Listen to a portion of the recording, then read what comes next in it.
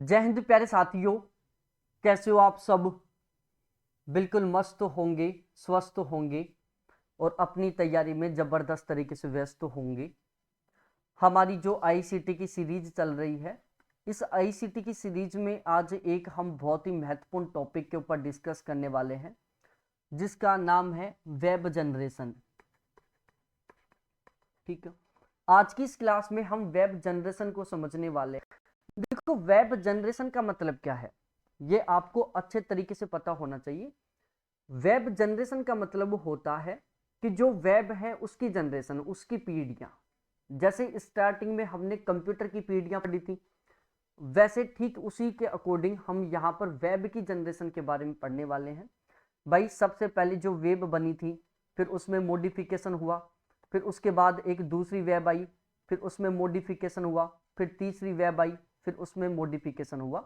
तो इस तरीके से लगातार जो वेब है उसमें क्या होता जा रहा है, मॉडिफिकेशन होता जा रहा है, उसमें लगातार बदलाव होते जा रहे हैं। आज आप देख सकते हो टेक्नोलॉजी है वो कितनी ज़्यादा एडवांस हो चुकी है, कितनी ज़्यादा बढ़ चुकी है। और ये जो टेक्नोलॉजी एडवांस हुई है उसका सबसे बड़ा रीज़न यही है कि लगातार टेक्नोलॉजी में क्या हो रहा है, अपडेट हो रहा है। ठीक है, टेक्नोलॉजी रेगुलरली तरीके से अपडेट हो रही है, टेक्नोलॉजी में लगातार परिवर्तन होते जा रहे हैं। ठीक है, तो ठीक उसी के अकॉर्डिंग जो वेब है उसमें भी लगातार बदलाव आ रहे हैं। तो आज की इस क्लास में हम केवल ये पढ़ने वाले हैं कि वेब है क्या, वेब की कितनी जनरेशन है, इन जनरेशनों की विशेषताएं क्या है।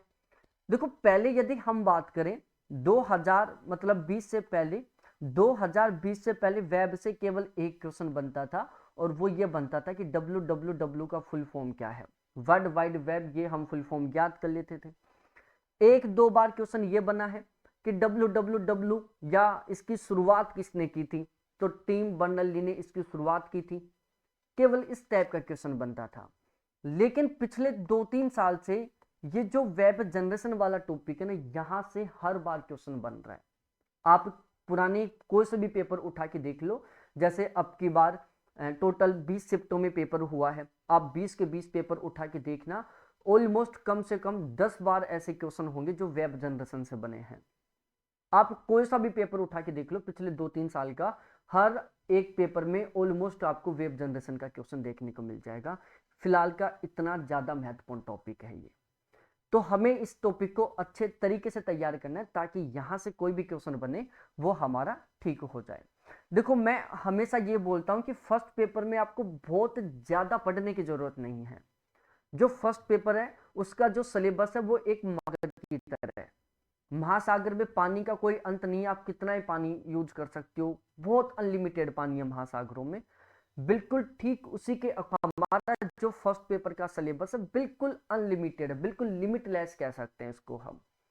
आप ये सोचे ना कि मैं सब कुछ पढ़ लूंगा, ये केवल पढ़कर और अच्छा स्कोर कर लूंगा, तो ये बिल्कुल इम्पॉसिबल है। फर्स्ट पेपर में तो आपका स्कोर, अच्छा स्कोर केवल और केवल तब होगा जब आप फर्स्ट पेपर की एक बहुत ही व्यवस्थित तरीके से तैयारी करोगे, एक बहुत ही सिस्टमेटिक वे में तैयारी करोगे। ठीक है, मैं हर बार बोलता हूं कि फर्स्ट पेपर में आपको बहुत ज्यादा पढ़ने की जरूरत नहीं है। रेगुलर का 2-3 घंटे का टाइम फिक्स कर लो कि मेरे को रेगुलर 2-3 घंटे को देना है। आपको व्यवस्थित तरीके से तैयारी करनी है, बिल्कुल लिमिटेड कंटेंट पढ़ना है आपको। फर्स्ट पेपर को के आपको जो स्टडी सोर्स हैं वो बिल्कुल लिमिटेड रखना है, उनको अच्छे तरीके से तैयार कर लो, 100% तरीके से आपका बहुत गजब का स्कोर हो जाएगा। तो यदि आप फर्स्ट पेपर में 40 प्लस क्वेश्चन ठीक करना चाहते हो, तो अब भी हमने यहाँ पर एक फर्स्ट पेपर का गारंटी बैच शुरू किया है। क्या किया है, एक फर्स्ट पेपर का गारंटी बैच शुरू किया है। हमारा ये जो फर्स्ट पेपर का गारंटी बैच है, इसका टारगेट है कि हमें कैसे भी करके फर्स्ट पेपर में हर हाल में 40 प्लस क्वेश्चन ठीक करना है। तो यदि आप फर्स्ट पेपर में 40 प्लस क्वेश्चन ठीक करना चाहते हो, तो आप हमारे इस फर्स्ट पेपर के गारंटी बैच के साथ जुड़ सकते हैं, ताकि आप फर्स्ट पेपर की एक बहुत ही व्यवस्थित तरीके से तैयारी कर सकें, वो भी मात्र 2-3 घंटे रेगुलर पढ़कर, और फर्स्ट पेपर में बहुत गजब का स्कोर कर सकें। ध्यान रखना, आप फर्स्ट पेपर को यदि रेगुलर 2-3 घंटे देते हो और फिर भी अच्छा स्कोर कर लेते हो, तो आपके पास बहुत ज़्यादा टाइम बच जाता है आपको अपने सब्जेक्ट के लिए। जब आप सब्जेक्ट को ज़्यादा टाइम दोगे तो आपका सब्जेक्ट बहुत गजब तरीके से तैयार हो जाएगा और ओवरऑल उसके आपको बहुत सारे अलग अलग बेनिफिट। ठीक है, तो ये सारा सब कुछ आपको अच्छे से समझ में आ गया होगा। अब हम वेब जो जनरेशन है इनको एक एक करके पढ़ते हैं। सबसे पहले हम शुरुआत करते हैं वेब की फुल फॉर्म। भाई डब्ल्यू फुल फॉर्म क्या है, आपको ये तो पता होना ही चाहिए ना, क्योंकि आप वेब पढ़ रहे हो। तो डब्ल्यू का फुल फॉर्म क्या होता है, वर्ल्ड वाइड वेब। ठीक है, वर्ल्ड वाइड वेब है जो डब्ल्यू का फुल फॉर्म है, जिसको हिंदी में विश्वव्यापी वेब भी कहते हैं। और अभी फिलहाल में लाइव क्लास नहीं हो रही, हमारी यहाँ पर लाइव क्लास चलती है। आज जो लाइव क्लास नहीं हो रही उसका सबसे बड़ा रीजन ये है, फिलहाल में इतनी खतरनाक तरीके से बारिश हो रही है जयपुर में, बहुत जबरदस्त तरीके से, और कब कौन सी वायर हट जाए उसका कोई पता नहीं चल रहा। तो कल नाइट में हमारे यहाँ पर जो ब्रॉडबैंड कनेक्शन वाली जो वायर थी, जिससे मेरे यहाँ पर वाईफाई आ रहा है, वो टूट गई थी, जिसकी वजह से वाईफाई नहीं चल रहा, और उसकी वजह से यहाँ पर हम ये रिकॉर्डेड क्लास में आपको प्रोवाइड करवा रहा हूँ। ठीक है, ध्यान रखना ये जो रिकॉर्डेड क्लास है आज ही रिकॉर्ड हो रही है 5 सितंबर 2024 को। ठीक है ना, आज के दिन ही रिकॉर्ड हो रही है, ये पहले की रिकॉर्डेड क्लास नहीं है ये। तो डब्ल्यू का जो फुल फॉर्म है पता चल चुका, वर्ल्ड वाइड वेब। ध्यान रखना इसके साथ आप द शब्द का भी यूज कर सकते हो, या फिर आप डायरेक्टली वर्ल्ड वाइड वेब भी बोल सकते हो। अब ये जो वर्ल्ड वाइड वेब है वो क्या है, ये इंटरनेट का एक समुच्चय है, या इंटरनेट का एक उपसमूह है। उपसमूह का मतलब ये इंटरनेट एक भाग है। ध्यान से सुनना प्यारे साथियों, जो डब्ल्यू है ना, ये इंटरनेट का एक उपसमूह है, इंटरनेट का एक भाग है। डब्ल्यू के जो प्रतिपादक है उनका नाम क्या है, टिम बर्नर्स-ली है। इन्होंने इसकी शुरुआत की थी 1988 से लेकर 1989 के बीच में। तो जो डब्ल्यू है इसकी शुरुआत कब से हुई थी, 1988 से लेकर 89 के बीच में हुई थी। इसको लेकर कभी फिक्स नहीं बनता है। इंटरनेट के ऊपर जो पहला वेब पेज था वो कब देखने को मिला था, 1990 में देखने को मिला था। 1990 में इंटरनेट के ऊपर सबसे पहला वेब पेज देखने को मिला था। यह HTML hyper text markup language भाषा के ऊपर आधारित है। ठीक है भाई लोगों, जो सबसे पहला वेब पेज आया था, सबसे पहला जो वेब पेज आया था, वेब पेज वो किसके ऊपर आधारित था। देखो सबसे पहला जो वेब पेज था वो 1990 में बना था, और जब पहला वेब पेज बना था तो इसमें कौन सी भाषा को काम लिया गया था, HTML लैंग्वेज को काम लिया गया था, हाइपर टेक्स्ट मार्कअप लैंग्वेज को काम लिया गया था। ठीक है, तो जो सबसे पहला वेब पेज बना था वो HTML hyper text markup language भाषा में बना हुआ था। सारी चीजें आपको अच्छे तरीके से ध्यान में रखना है। देखो यह एक दस्तावेजों को एक साथ जोड़ता है। जो वेब पेज जो डब्ल्यू है वो क्या करता है, डॉक्यूमेंट्स को एक साथ कनेक्ट करने का काम करता है, डॉक्यूमेंट्स को एक साथ जोड़ने का काम करता है। भाई आप आज क्या कर सकते हो, आप बहुत सारी गूगल के ऊपर वेबसाइट माध्यम से हम विभिन्न प्रकार की जानकारी इकट्ठा करते हैं, विभिन्न प्रकार की जानकारी पढ़ते हैं। जैसे मैं बात करूं विकिपीडिया के बारे में, जिसको आप सभी जानते हैं, और ऑलमोस्ट जो विकिपीडिया है वो सबसे ऑथेंटिक वेबसाइट मानी जाती है। आज आप देख सकते हो एक विकिपीडिया की वेबसाइट के ऊपर कितना कंटेंट अवेलेबल है। ऑलमोस्ट आप चाहे किसी भी टॉपिक को सर्च करो, हर एक टॉपिक किसकी सर्चिंग में आएगा, आपको विकिपीडिया की वेबसाइट के ऊपर देखने को मिल जाएगा। तो आप इससे खुद अनुमान लगा सकते हो कि जो विकिपीडिया वेबसाइट है ये कितनी जानकारी को एक साथ रखती है। विकिपीडिया जो वेबसाइट ये कितने पेजों का एक समूह है, आप इसका यहां से अनुमान लगा सकते हो। गूगल है, क्रोम है, इंटरनेट एक्सप्लोरर है, सफारी है, ये प्रमुख प्रकार के वेब ब्राउजर हैं। ठीक है, गूगल हो गया, क्रोम हो गया, इंटरनेट एक्सप्लोरर हो गया, और सफारी हो गया। ठीक है, इसके अलावा और भी बहुत सारे वेब ब्राउजर हैं जिनके माध्यम से हम एक विशेष प्रकार की वेबसाइट तक पहुंचते हैं, हम एक विशेष प्रकार की वेब तक पहुंच पाते हैं। भाई हम यदि वेब को यूज करना चाहते हैं, वेब को काम लेना चाहते हैं, तो उसके लिए हमें किसको काम लेना होगा? वेब तक पहुंचने के लिए हमें Google Chrome, internet explorer, safari या और भी बहुत सारे तमाम प्रकार के वेब ब्राउजर हैं, उनको काम लेना होगा।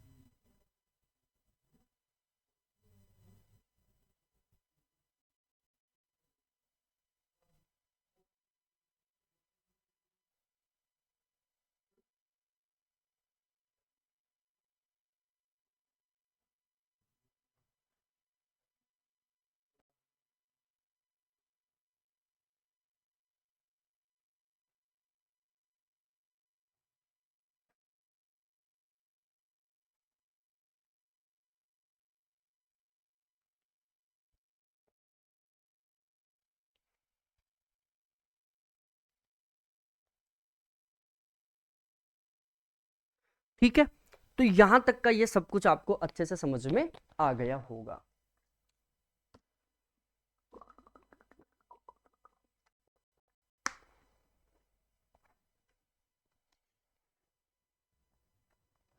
अब देखो हम थोड़ा सा आगे डिस्कस करते हैं वेबसाइटों के। देखो एक चीज और ध्यान रखना, जो www है ना, इसका नाम दूसरा और रखा गया था, वो था नेक्सोस, नेक्सजॉस। ठीक है, नेक्सजॉस किसका नाम है? www का नाम है। पहले जो www था, जिसको हम वर्ल्ड वाइड वेब बोलते हैं, इसका नाम बदल कर क्या कर दिया गया? नेक्सजॉस कर दिया गया। क्या कर दिया गया? नेक्सजॉस कर दिया गया। और जो नेक्सजॉस का नाम बदलने का काम था, वो भी किसने किया था? टिम बर्लिनी ने ही किया था। ठीक है, ये आपको अच्छे तरीके से ध्यान में रखना है। अब तक टोटल वेब की 5 जनरेशन आई है, एक एक करके मैं आपको बताता हूं। जो वेब की पहली जनरेशन आई थी वो 1994 से 2000 तक रही थी। जो दूसरी जनरेशन थी वो 2000 से लेकर 2010 तक रही थी। फिर तीसरी जनरेशन जो 2010 से लेकर 2020 तक थी। ठीक है, जो चौथी जनरेशन वो 2000 लेकर 2030 तक रहने वाली है। और जो पांचवी जनरेशन है वो इस समय में आने वाली है। ठीक है, आगामी समय में, आने वाले समय में वही जनरेशन चलने वाली है। तो टोटली कुल मिलाकर ये आपको अच्छे से पता होना चाहिए कि वेब की जो पहली जनरेशन है वो कब आई थी, वेब की जो दूसरी जनरेशन है वो कब आई थी, वेब की तीसरी जनरेशन कब आई थी, चौथी जनरेशन कब आई थी और पांचवी जनरेशन कब आई थी। ये 5 की 5 जनरेशन,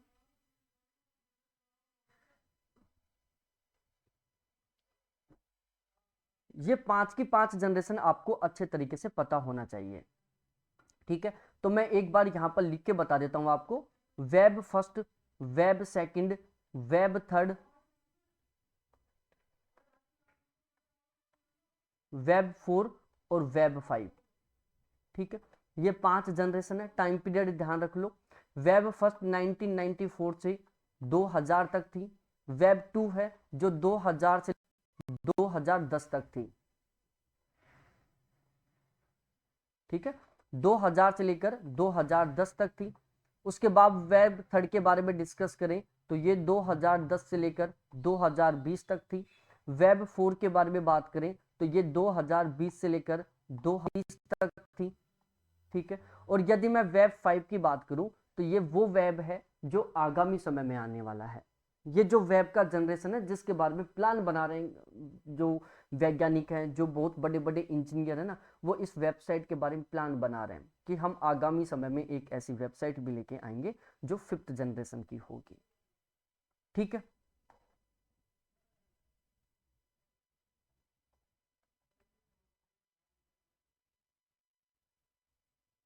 ध्यान रखना JSP। ठीक है, ये शब्द ही याद रख लो आप। एक तो JSP शब्द है, एक CSS शब्द है। ठीक है, मैं एक बार लिख देता हूं।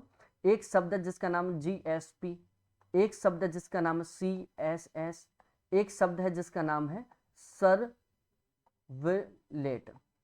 ठीक है, ये तीनों के तीनों एक साथ मिलकर किसका निर्माण कर रहे हैं?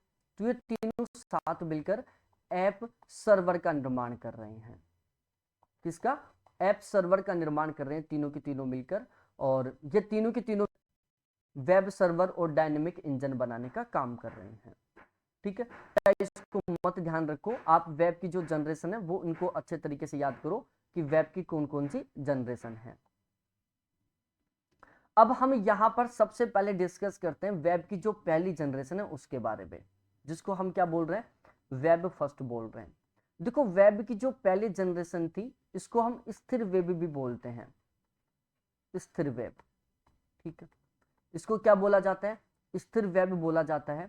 हम इसको स्टैटिक वेब भी बोल सकते हैं। क्या बोल सकते हैं, स्टैटिक वेब भी बोल सकते हैं। तो सबसे पहले मैं फिर से रिपीट कर रहा हूं, जो वेब फर्स्ट है, ठीक है, इसको हम क्या कह सकते हैं, स्टैटिक वेब भी बोलते हैं। इसको हम स्थिर वेब भी बोलते हैं। अब ये जो स्थिर वेब है, आज ये क्यों काम नहीं कर रहा प्रॉपर वे में, ठीक है, ये जो स्थिर वेब है इसको हम रीड ओनली वेब बोलते हैं, ठीक है, रीड ओनली। अब रीड ओनली वेब का मतलब है कि यहां पर हम केवल लिख सकते थे, मतलब ये एक ऐसी वेबसाइट थी, मतलब वेब फर्स्ट जनरेशन की, वेब जनरेशन फर्स्ट की जितनी भी वेबसाइट थी, या वो तमाम प्रकार की वेबसाइट जो कब बनी थी, पहली जनरेशन में बनी थी, उनकी सबसे खास बात थी कि एक बार वेबसाइट बनती थी, उसके ऊपर आपने कंटेंट लिख दिया, अब उस कंटेंट को आप केवल पढ़ सकते हो, उस कंटेंट में आप किसी तरीके का कोई अपडेट नहीं कर सकते, उस कंटेंट को आप किसी भी हालत में नहीं कर सकते, बदल नहीं सकते, जो आपने लिख दिया आप केवल उसको पढ़ सकते हो, ठीक है। तो जो वेब फर्स्ट है ये ओनली रीडिंग के नेचर की थी, इसमें लिखे हुए कंटेंट को हम केवल पढ़ सकते थे। आज तो जो वेबसाइट है वो इस तरीके की आ गई कि जैसे सपोज दैट आज कोई कंटेंट डाला, लगा कि यार इसमें कुछ बदलाव करना चाहिए, हम तुरंत उसमें बदलाव कर सकते हैं, ठीक है। उसमें हम कंटेंट भी अलग से ऐड कर सकते हैं, पिक्चर्स भी अलग से ऐड कर सकते हैं, चाहे जिस तरीके से उसमें मॉडिफिकेशन कर सकते हैं। लेकिन जो पहली जनरेशन में जितनी भी वेबसाइट बनी थी ना, उसमें किसी तरीके से मॉडिफिकेशन नहीं कर सकते थे, किसी तरीके से कोई बदलाव नहीं कर सकते थे। एक बार एक वेब पर हमने लिख दिया तो बस लिख दिया, अब बदलाव करने का हमारे पास किसी तरीके से कोई ऑप्शन नहीं था। तो पहली बात तो यह ध्यान रखना कि जो वेब फर्स्ट है या जो पहले जनरेशन की जितनी भी वेबसाइट थी ये ओनली रीडिंग के नेचर की थी, ये बिल्कुल स्थिर वेब थी, ठीक है। जो पहली जनरेशन की वेबसाइट थी वो कब आई थी, 1994 से लेकर 2000 के बीच में रही थी। भाई 1994 से लेकर 2000 के बीच की जितनी भी वेबसाइट हैं वो सभी के सभी इंक्लूड होती हैं, वो सभी की सभी पहली जनरेशन की वेबसाइट होती हैं, ठीक है। तो ये कुछ बेसिक बातें हैं जो आपको ध्यान में रखना है। आगे देखो, वेब फर्स्ट के प्रमुख प्रोटोकॉल या जो प्रमुख नियम थे वो HTTP था, जिसको हम हाइपर टेक्स्ट ट्रांसफर प्रोटोकॉल बोलते हैं, हाइपर टेक्स्ट ट्रांसफर प्रोटोकॉल, जिसकी फुल फॉर्म मैं ऑलरेडी आपको बता चुका हूं, HTML hyper text markup language, इसकी फुल फॉर्म भी मैं आपको ऑलरेडी बता चुका हूं, URI यूनिफॉर्म रिसोर्स आइडेंटिफायर, इसकी भी मैं फुल फॉर्म ऑलरेडी बता चुका हूं, ठीक है। क्योंकि जो जितने भी ICT से रिलेटेड फुल फॉर्म है वो सभी मैं एक वीडियोस बनाकर उसमें बता चुका हूं, लगभग वहां पर मैंने 200 से लेकर और 250 के बीच में वेबसाइट बताई आपको, सॉरी फुल फॉर्म बताए मैंने आपको, जो ICT से रिलेटेड है, जो हमारे एग्जाम की दृष्टि से महत्वपूर्ण है, और उन सभी शब्दों का हम यहाँ पर इस क्लास के बीच में उपयोग कर रहे हैं। तो आपको ध्यान रखना है कि जो पहली जनरेशन की जो वेबसाइट थी, ठीक है, जो पहली जनरेशन की वेबसाइट थी इसमें हम टोटली कुल मिलाकर 3 प्रकार के प्रोटोकॉल को काम लेते थे। पहला HTTP hyper text transfer protocol, दूसरा HTML hyper text markup language, ठीक है, और तीसरा था URI यूनिफॉर्म रिसोर्स आइडेंटिफायर। तो ये टोटली कुल मिलाकर 3 ऐसे प्रोटोकॉल थे जिनका उपयोग कब किया जाता था, पहली जनरेशन की वेबसाइट में किया जाता था, ठीक है। यह स्टैटिक वेब के नाम से भी जाना जाता है। जो पहली जनरेशन की वेबसाइट है, जो पहली जनरेशन की वेबसाइट है उसको हम किस नाम से जानते हैं, स्टैटिक वेब के नाम से जानते हैं, स्टैटिक क्यों? क्योंकि ये स्थिर है, इसमें हम केवल एक बार लिख सकते हैं, इसमें हम किसी तरीके से कोई मॉडिफिकेशन नहीं कर सकते। इसकी जो शुरुआत थी वो 1990 के दशक में टिम बर्नर्स-ली के द्वारा की गई थी। जब टिम बर्नर्स-ली ने फर्स्ट की शुरुआत की थी तो उस दौरान वो एक कैरन नाम से कंपनी थी उसमें करते थे। कौन सी में? कैरन नाम से एक कंपनी थी उसमें काम करते थे। तो टिम बर्नर्स-ली ने कैरन नाम से एक कंपनी थी उसमें काम करने के दौरान ही www या वर्ल्ड वाइड वेब या विश्वव्यापी वेब या वेब की पहली जनरेशन या स्टैटिक वेब इसकी शुरुआत की थी। ठीक है, तो ये आपको यहां पर अच्छे से पता होना चाहिए। www बनाने वाले टिम बर्नर्स-ली के द्वारा वेब फर्स्ट केवल पढ़ने के लिए था। भाई टिम बर्नर्स-ली ने जो पहली वेबसाइट बनाई थी वो केवल पढ़ने के लिए थी, उसमें आप किसी तरीके से मॉडिफिकेशन नहीं कर सकते। जब वो वेबसाइट बनी है उसी दौरान उसके अंदर कंटेंट को क्या कर दिया गया? इंक्लूड कर दिया गया। जिस दौरान वो वेबसाइट बनी उसी दौरान उसके अंदर जो कंटेंट था उसको अपलोड कर दिया गया और कह दिया गया कि भाई ये वेबसाइट है, इसके अंदर ये जो कंटेंट है इसको आप पढ़ सकते हो, ना इसमें किसी तरीके का बदलाव कर सकते, ना इसमें किसी तरीके से कुछ एक्स्ट्रा लिख सकते, मतलब केवल आपके पढ़ने के लिए ये। ठीक है, तो इसलिए केवल पढ़ने के नेचर की थी, इसीलिए इसको हम स्थिर वेब कहते हैं। यहां पर यूजर केवल डाटा या सामग्री को पढ़ सकता है या देख सकता है, इसमें कोई दस्तावेज नहीं किया गया था, इसे पेज इंटरेक्टिव नहीं था। ठीक है भाई, ये जो पहली जनरेशन की जो वेब बनी थी जिसको टिम बर्नर्स-ली के द्वारा बनाया गया था, ये बहुत ज्यादा अट्रैक्टिव नहीं थी, ये एक सिंपल से तरीके से बनाई गई थी, इसमें विशेष प्रकार के अट्रैक्टिव पेजों को शामिल नहीं किया गया था। ठीक है, उसके बाद इसको मुख्य रूप से व्यक्तिगत होम पेज के लिए किया जाता है। ठीक है भाई, जो पहली जनरेशन की जो वेब थी जिसकी शुरुआत टिम बर्नर्स-ली ने की थी, उसका उद्देश्य केवल इतना था कि अपनी व्यक्तिगत जरूरतों को पूरा किया जा सके। ठीक है, अपनी जो पर्सनल जानकारी है उसको यहां पर स्टोर किया जा सके। वेब फर्स्ट युग में कुछ लोकप्रिय वेबसाइट जैसे ब्रिटानिका थी,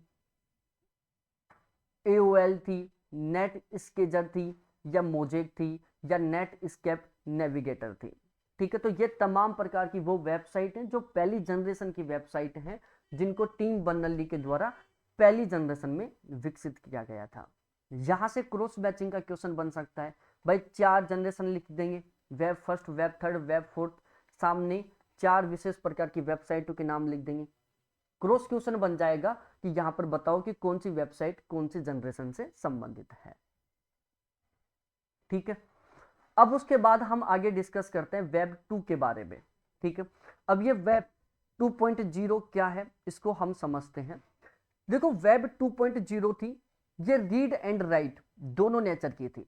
ये रीड एंड राइट दोनों प्रकार की परमिशन देने वाली वेब थी। ये आपको रीडिंग की भी परमिशन दे रही थी और ये आपको राइटिंग की परमिशन भी दे रही थी, मतलब इसके द्वारा आप राइट भी कर सकते हो और इसके द्वारा आप रीड भी कर सकते हो।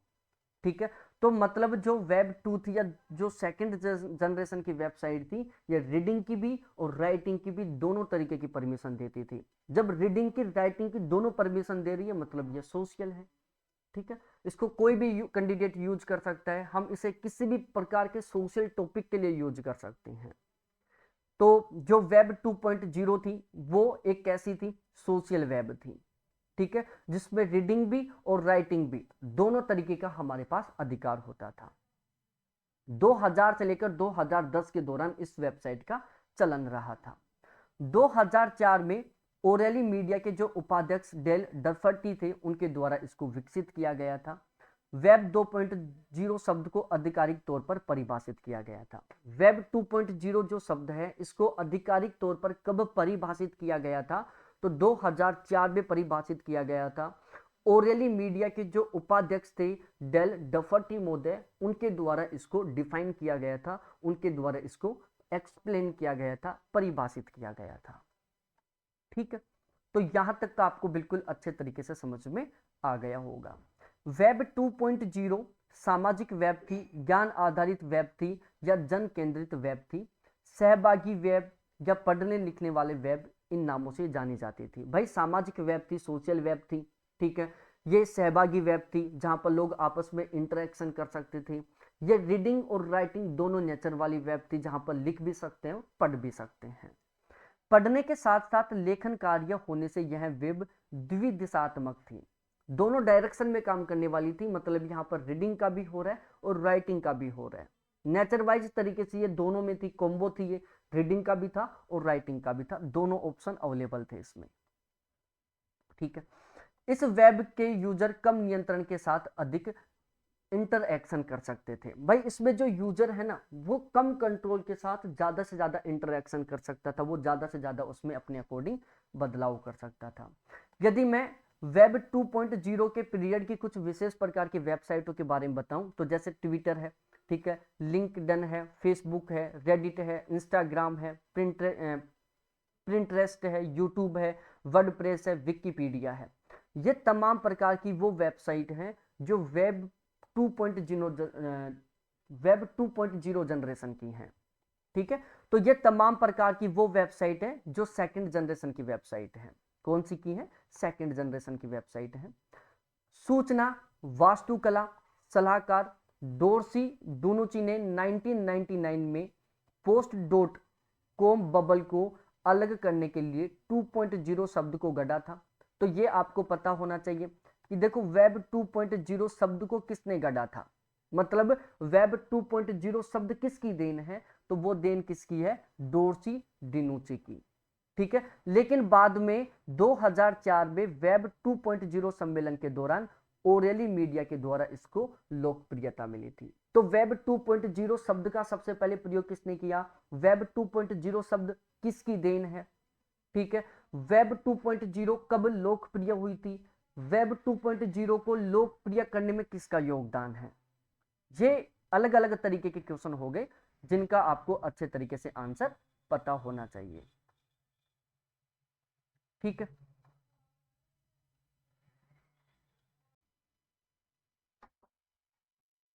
तो चलो अब हम थोड़ा आगे और कंटिन्यू कर लेते हैं।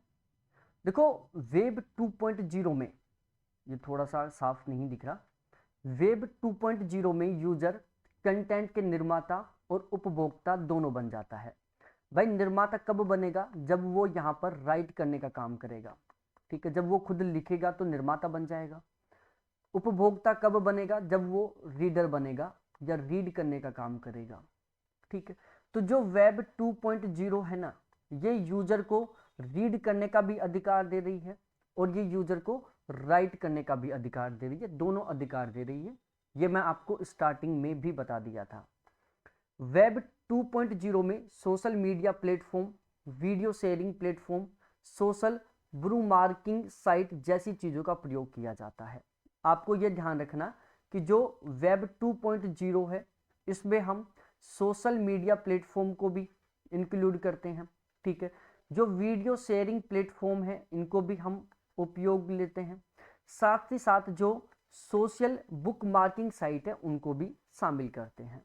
तो आपको ये ध्यान रखना है कि जो वेब 2.0 है इसमें हम सोशल मीडिया प्लेटफॉर्म हो गए, वीडियो शेयरिंग प्लेटफॉर्म हो गए, सोशल बुक मार्किंग साइट हो गई, इन तीनों को इंक्लूड करते हैं। सोशल नेटवर्किंग हो गया, माइक्रो ब्लॉगिंग हो गया, सोशल क्यूरेशन हो गया, ये तीनों के तीनों इसी के पार्ट है। पहला सोशल नेटवर्किंग, दूसरा माइक्रो ब्लॉगिंग और तीसरा सोशल क्यूरेशन। ठीक है, थोड़ा आगे और डिस्कस कर लेते हैं।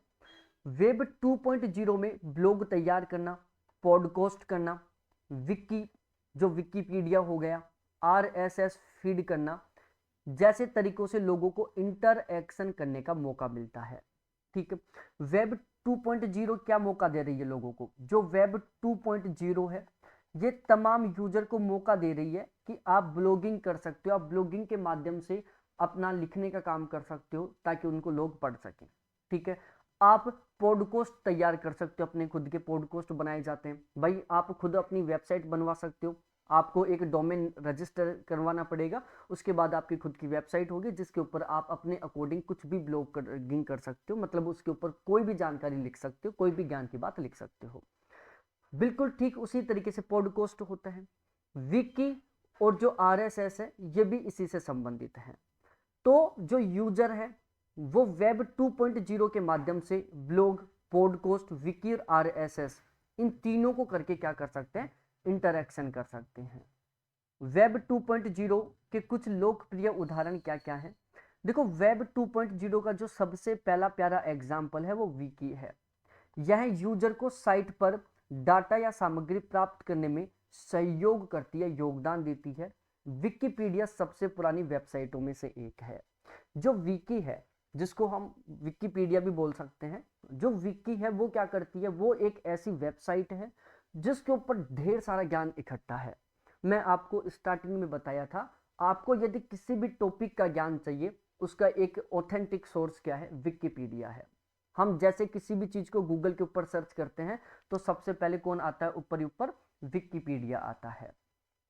आप अभी गूगल के ऊपर सर्च करके देख सकते हो, डायरेक्टली आपको विकिपीडिया दिख जाएगा। ध्यान रखना, विकिपीडिया जो दुनिया की सबसे पुरानी वेबसाइट है ना, उनमें शामिल है। वेब अनुप्रयोग, इसमें सॉफ्टवेयर, वेब ऐप और क्लाउड कंप्यूटिंग, इन तीनों को शामिल किया जाता है। मोबाइल कंप्यूटिंग क्या होता है? इसे खाना बदोश के नाम से भी जाना जाता है। जो मोबाइल कंप्यूटिंग है इसको हम खाना बदोश भी कहते हैं। मोबाइल कंप्यूटिंग में यूजर कहीं से भी कनेक्ट हो सकते हैं, जैसे कि स्मार्टफोन, टैबलेट, अन्य भी उपकरणों के माध्यम के द्वारा। वाईफाई भी इसके अंतर्गत आता है। अब देखो, मोबाइल कंप्यूटिंग क्या होता है, इसको हम समझते हैं। मोबाइल कंप्यूटिंग को हम क्या कहते हैं, खाना बदोश भी कहते हैं। जो मोबाइल कंप्यूटिंग है इसमें यूजर कहीं से भी कनेक्ट हो सकता है। मोबाइल कनेक्टिंग कंप्यूटिंग के माध्यम से, मोबाइल कंप्यूटिंग या खाना बदोश के माध्यम से आप कहीं से भी किसी तरीके से कनेक्ट हो सकते हो। ठीक है, जैसे आपके पास सपोज दैट मोबाइल फोन है, स्मार्टफोन है, उसके साथ उसके माध्यम से भी आप मोबाइल कंप्यूटिंग से कनेक्ट हो सकते हो। आपके पास टैबलेट है तो आप टैबलेट के द्वारा भी मोबाइल कंप्यूटिंग से कनेक्ट हो सकते हो। आपको वाईफाई को काम लेना होगा, वाईफाई कनेक्ट करना होगा। स्मार्टफोन और टैबलेट दोनों का यूज करके आप डायरेक्टली मोबाइल कंप्यूटिंग के माध्यम से कनेक्ट हो सकते हो, जुड़ सकते हो। ये इसका तीसरा सबसे प्यारा एग्जाम्पल है। चौथा, इसको मैसअप कहते हैं। चौथा क्या है, मैसअप है, जिसे वेब एप्लीकेशन हाइब्रिड के नाम से भी जाना जाता है। जो मैसअप है ना, इसको हम क्या कहते हैं, वेब एप्लीकेशन हाइब्रिड कहते हैं इसको। इसमें वेब पेज और एप्लीकेशन दोनों को शामिल किया जाता है। अब वेब पेज क्या होता है? वेब पेज प्यारे साथियों जानकारी युक्त पेजों का एक समूह होता है, जिसको हम आगे बहुत डिटेल से भी पढ़ने वाले हैं। तो वेब एप्लीकेशन हाइब्रिड के नाम से किसको जानते हैं हम? मैसअप को जानते हैं। वेब पेज और एप्लीकेशन दोनों इसी के भाग हैं। ये एक ऐसी टेक्निक है जिसका प्रयोग वेबसाइट कई स्रोतों से सोर्स स्रोतों से संसाधन, कार्य क्षमता, सेवाएं प्रदान करता है। ठीक है भाई, जो वेबसाइट है ना, जो मतलब मैसअप है, मैसअप क्या है? मैसअप एक ऐसी टेक्निक है जिसका उपयोग करके हम कई अलग अलग प्रकार की वेबसाइटों या स्रोतों को उपयोग करके संसाधन, कार्य क्षमताएं और सेवाएं प्रदान कर सकते हैं। ध्यान रखना, दो या दो से अधिक स्रोतों से पूरक तत्वों को एकीकृत करना। मैसअप का काम क्या होता है? मैसअप का सबसे मेन काम होता है कि दो या दो से अधिक जो सोर्स हैं उनसे डाटा कलेक्ट करना, उनसे जानकारी इकट्ठा करना। उसके बाद 5वें नंबर पर आता है उपयोगकर्ताओं के द्वारा निर्मित सामग्री। इसमें लेखन को, चित्र को, ऑडियो वीडियो सामग्री को कुछ संभावनाओं के बजाय शामिल है, यह मुफ्त में उपलब्ध होता है। ठीक है, जो उपयोगकर्ताओं द्वारा निर्मित सामग्री है, इसमें लेखन को, डायग्राम को, ऑडियो वीडियो को, इन सभी को हम इंक्लूड करते हैं, इन सभी को हम शामिल करते हैं। अब देखो, एकीकृत संचार क्या होता है? ठीक है, यह व्यवसाय और सामाजिक दोनों उद्देश्यों के लिए एक व्यक्तिगत प्रयोगकर्ता द्वारा नियंत्रित मल्टीमीडिया और क्रॉस मीडिया संदेश प्रबंधन कार्य के रूप में एकीकृत करता है। भाई, एकीकृत संचार क्या है? एकीकृत संचार के दो मुख्य उद्देश्य होते हैं। इसके व्यावसायिक उद्देश्य भी हो सकते हैं और इसके सामाजिक उद्देश्य भी हो सकते हैं। जो एक यूजर है, जो एक पर्सनल यूजर है, जो एक व्यक्तिगत उपयोग करता है, इनके द्वारा वो मल्टीमीडिया और क्रॉस मीडिया दोनों को क्या कर सकता है? मैनेज कर सकता है, दोनों को वो सही ढंग से यूज कर सकता है। सोशल क्यूरेशन क्या है? इसमें एक या एक से अधिक थीम विषयों के इर्द गिर्द एकीकृत सामग्री का सहयोगात्मक साझाकरण होता है। Social web content curation site में रेडिट, डिग, पिंटरेस्ट और इंस्टाग्राम इनको शामिल किया जाता है। तो ध्यान रखना, रेडिट हो गया, डिग हो गया, पिंटरेस्ट हो गया, इंस्टाग्राम हो गया, ये सभी के सभी किस में शामिल हैं? तो ये सभी के सभी हैं जो सोशल क्यूरेशन के अंदर शामिल होते हैं, सोशल क्यूरेशन के ये भाग होते हैं। और इसके अंतर्गत हम एक या एक से अधिक थीम विषयों के इर्द गिर्द एकीकृत जानकारी का सहयोगात्मक तरीके से हम साझाकरण करते हैं। मतलब एक थीम के ऊपर, एक सब्जेक्ट के ऊपर एक से अधिक या एक सब्जेक्ट या एक टॉपिक से रिलेटेड जितनी भी जानकारी है उन सभी को आपस में कनेक्ट करके और फिर उसको शेयर करना, उसको साझा करना, ये हम किसके माध्यम से करते हैं? सोशल क्यूरेशन के माध्यम से करते हैं। भाई आज सोशल क्यूरेशन जैसे इंस्टाग्राम है, एक इंस्टाग्राम के माध्यम से हम पूरी दुनिया भर की रील देख सकते हैं, ठीक है। इसी तरीके से प्रिंटेस्ट है, इसी तरीके से रेडिट है और इसी तरीके से डिग है। इनका उपयोग करके हम दुनिया भर की जानकारी एकमात्र समय में एक जगह बैठे बैठे ले सकते हैं। तो सोशल क्यूरेशन भी इसी का पार्ट है, इसी का भाग है।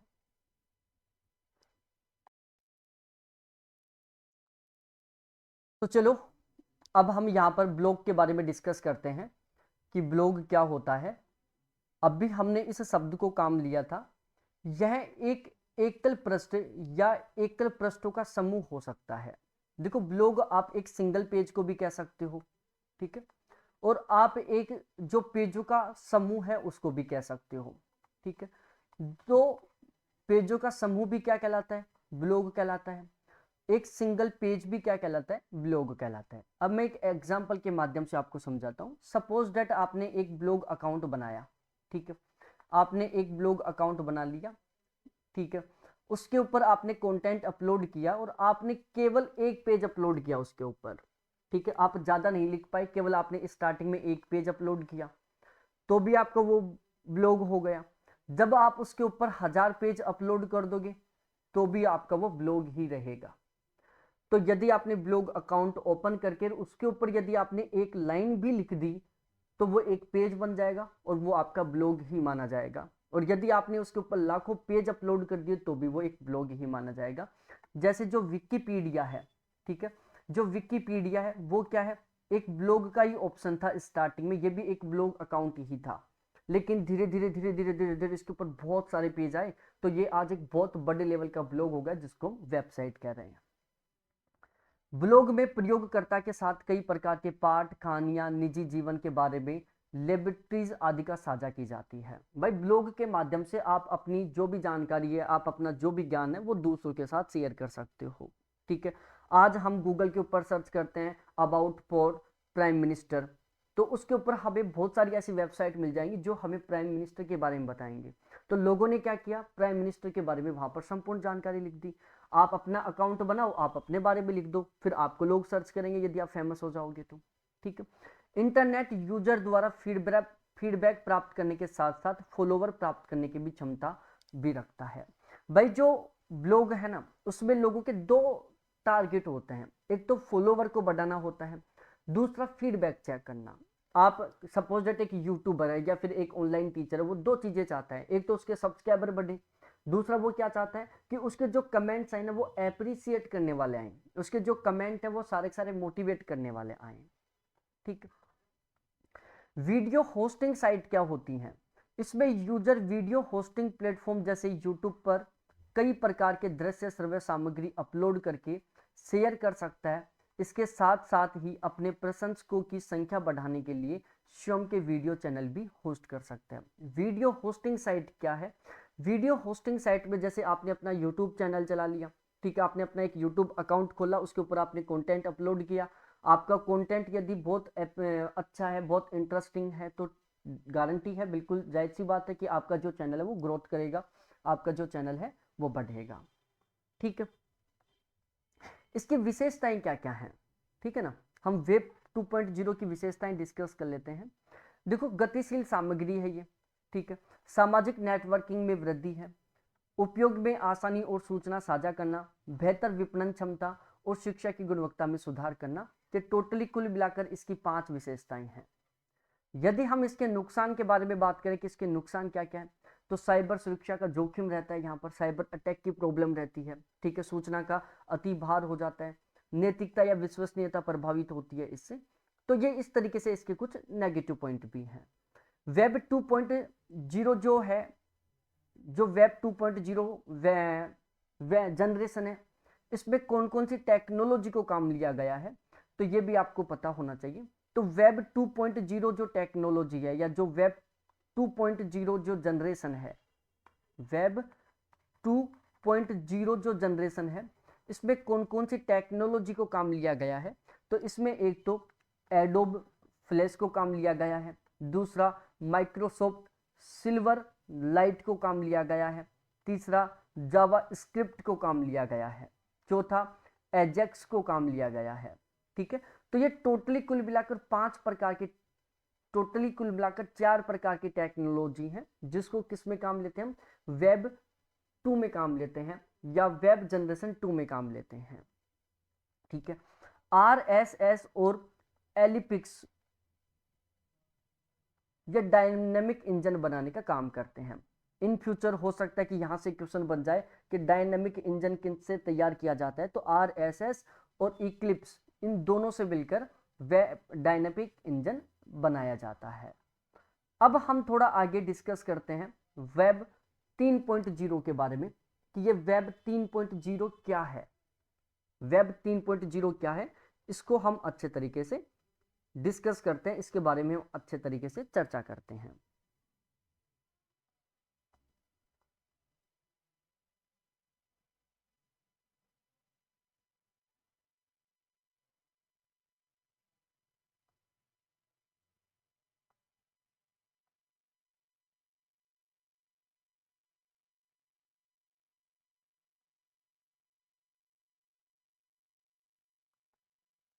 ठीक है, तो इसमें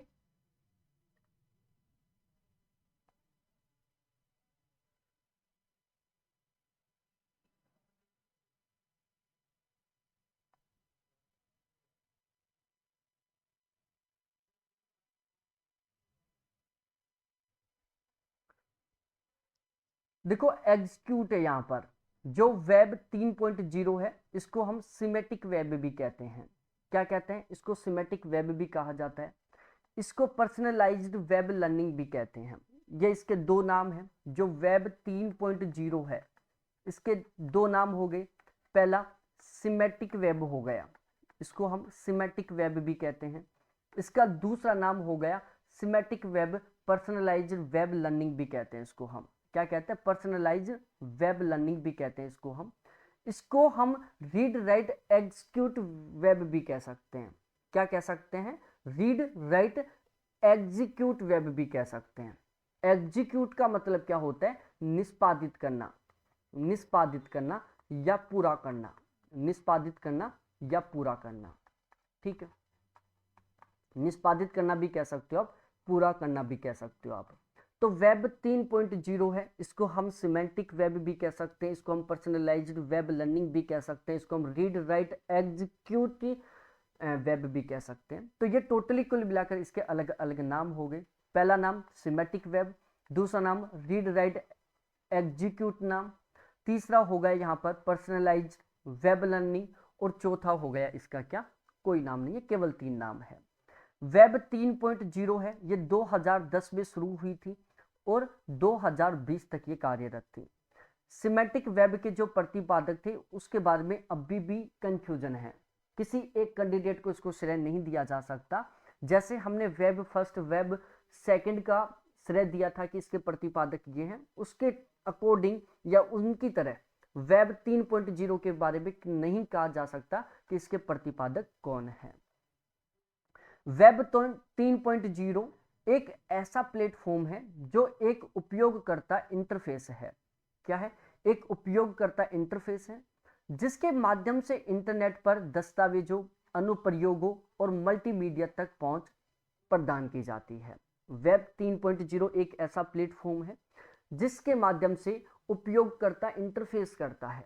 इसके माध्यम से इंटरनेट पर दस्तावेजों तक, अनुप्रयोगों तक और मल्टीमीडिया तक बिल्कुल आसानी से पहुंचा जा सकता है।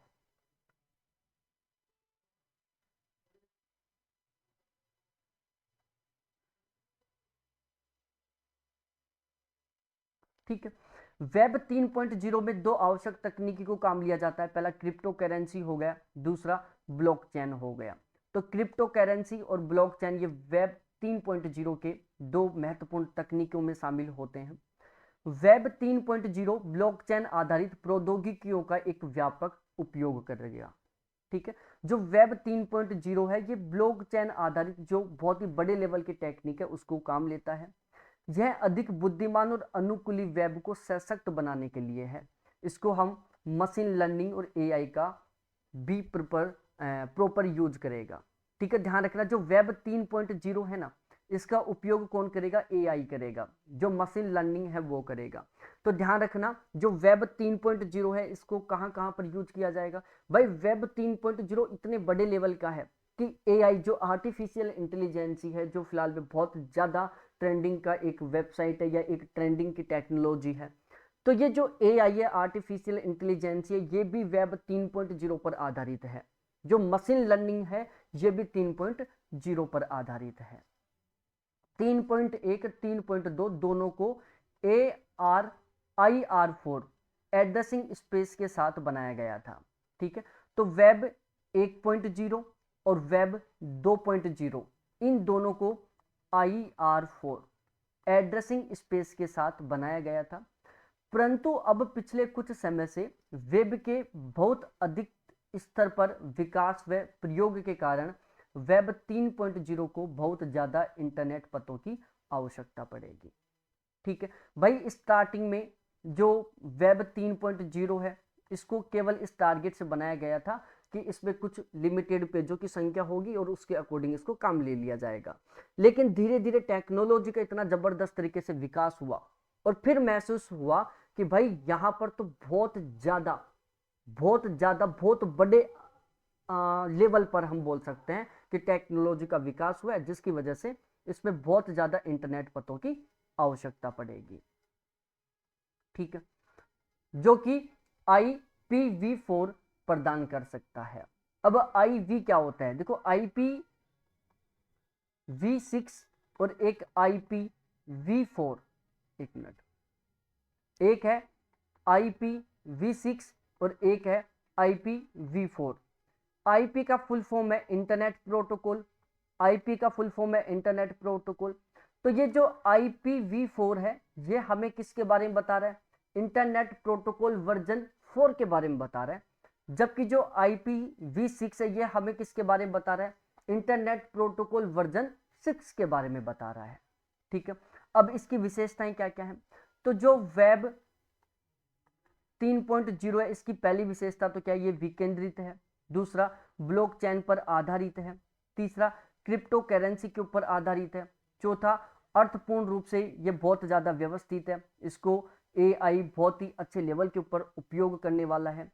स्वायत्त और कृत्रिम बुद्धि से बुद्धिमान है। भाई आज जो ये वेब 3.0 है ये इतने बड़े लेवल की टेक्नोलॉजी है कि ये खुद की बुद्धि के ऊपर आधारित है। आज जो रोबोट बन रहे हैं ना, आप जो रोबोट देखते हो, जो आप ड्राइवरलेस कार देखते हो, ये किसकी देन है? ये वेब 3.0 की देन है। ये इतने बड़े लेवल की टेक्नोलॉजी है कि इसके अंदर खुद के अंदर क्या है? अपने खुद के डिसीजन लेने की कैपेसिटी है। इसके अंदर खुद का अपना दिमाग है। ये अपने खुद के अनुसार काम कर सकती है। और उसका एक प्यारा एग्जाम्पल क्या है? रोबोट है। इसका एक प्यारा एग्जाम्पल क्या है? ड्राइवरलेस कार है, जिनको केवल एक बार डायरेक्शन देना पड़ता है, उसके बाद ये आपको आपके डेजिग्नेशन तक बहुत आसानी से स्वतः ही बहुत ही सुरक्षित तरीके से पहुंचा देंगे। ये इतने बड़े लेवल का काम है। ठीक है, अब ब्लॉकचेन प्रौद्योगिकी पर आधारित नए अनुप्रयोग व सेवाएं जो इसमें शामिल है, तो ध्यान रखना वेब 3.0 में एक तो NFT शामिल है। ठीक है, दूसरा डेफी शामिल है, तीसरा DApps शामिल है। ठीक है, तो NFT हो गया, डेफी हो गया, डिप्स हो गया, स्मार्ट अनुबंधन हो गया, क्रॉस चैन ब्रिज हो गया, इसके अलावा DAOS हो गया। तो ये कुछ टोटल कुल मिलाकर 4-5 है जो किससे संबंधित है? वेब 3.0 से संबंधित है। आप चाहो तो इनकी ये विशेषताएं ध्यान रख सकते हो, बाकी बहुत ज़्यादा इंपॉर्टेंट नहीं है। यहाँ पर मैंने लिख दिया, मेरी तरफ से आप चाहो तो पढ़ सकते हो, लेकिन एग्जाम की दृष्टि से महत्वपूर्ण नहीं है। तो यदि आप एग्जाम ओरिएंटेड तरीके से पढ़ना चाहते हो, इनकी विशेषता को मत पढ़ना, आप केवल ये ध्यान रख लेना कि ब्लॉकचेन प्रौद्योगिकी पर आधारित जो नए अनुप्रयोग और सेवाएं हैं उसमें एक एनएफटी है, दूसरा डेफी है, तीसरा डीएप्स है, चौथा स्मार्ट अनुबंधन है, पांचवा क्रॉस चैन ब्रिज है, छठा डीएओएस है। तो इनके बारे में आपको पता होना चाहिए। इसके लाभ क्या क्या है?